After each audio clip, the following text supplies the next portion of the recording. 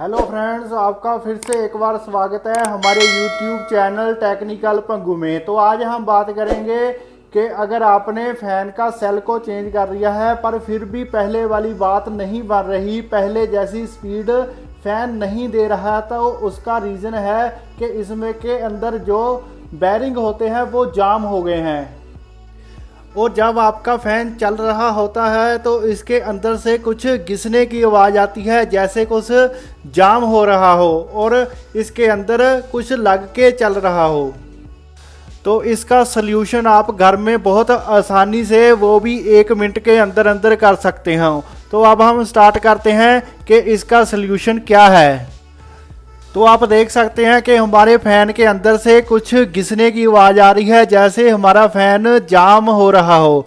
तो इसके लिए हम हमारे घर में मशीन का तेल तो पड़ा ही होता है। तो आप देख सकते हैं ये मशीन का तेल है, ये बाइक का इंजन ऑयल है। तो इसको हम फ़ैन के अंदर 1-2 ड्रॉप्स डालेंगे। फ़ैन के ऊपर जहाँ से शाफ्ट अंदर जाती है उसके चारों ओर आपने मिट्टी को साफ कर लेना है।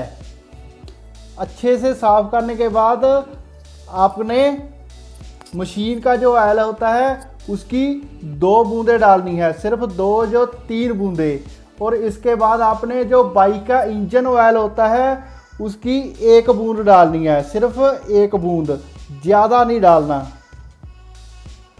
तो अब आपने 15-20 सेकंड के लिए फ़ैन को ऑन करना है और 15-20 सेकंड फैन को चलने दे। हमारा फैन धीरे धीरे चल रहा है, आप देख सकते हैं। और अब आपने दोबारा फिर से एक बार मशीन का तेल डालना है, वैसे सेम प्रोसेस से। अब फिर से मशीन के ऑयल की 2-3 बूंदें डालेंगे और दोबारा फिर इंजन ऑयल की सिर्फ 1 बूंद डालनी है, 1 या फिर 2 बस, उससे ज़्यादा नहीं डालना।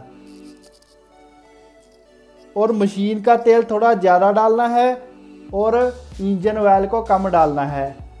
अब आप इसे 2 मिनट ऐसे रहने दें और 2 मिनट के बाद आप फैन को ऑन करें।